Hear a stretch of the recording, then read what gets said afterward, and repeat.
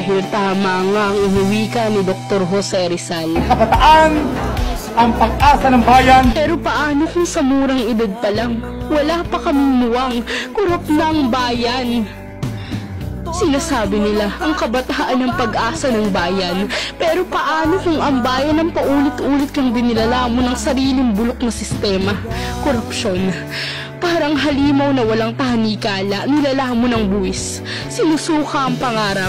Inuubos ang kinabukasan ng lahat. Tangina, bakit ganito? Pera ng masa nasa bulsa ng iilan. Ospital na kulang sa kama pero kotse nila'y iilan. Eskwelahang walang libro. Pero ang anak nila'y nasa abroad. Binagpapakasarap habang tayo'y nilulubog. Sino po ang niluloko ninyo? May mga tao akong nakikita nakapila sa ayuda na minsan ay 3 oras nakatayo tapos makukuha lamang ay barya. Samantalang kayo, isang pirma nyo lang. Ngayon agad ang mapupunta sa bangko nyo. Makalat, madugo, nakakabaliw. Ang mga lider na dapat ay naglilingkod ay naging magnanakaw. Ang gobyerno na dapat ay pahayong proteksyon ng mga mamamayan, ginawang pahayong bukas. Lahat tayo nababasa. Sila lang ang tuyo, sinasabi nila. Pag may nakungura ako tayo may parusa, pero nasaan? Bakit kapag mahirap ang magnakaw ng tinapay ay kulungan, pero kapag mayapan ang magnakaw ng kabanambayan ay okay lang? Ito ba talaga ang hustisya?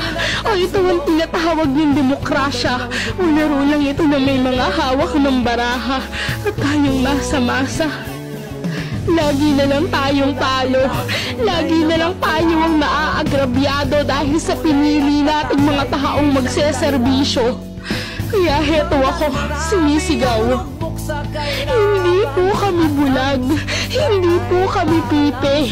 At kahit ilang beses ninintak pa ng bibig namin ng suhol, lalabas at lalabas ang totoo. Na habang pinupuno ninyo ang mga bulsan nyo ng salapi, pinapatay nyo ang kinabukasan ng bayan. Korupsyon, ito ang tunay na salot. At kahit makalat ang sigaw ko ngayon, mas mabuti nang magulo ang tula kaysa manahimik sa harap ng gobyernong madadaya.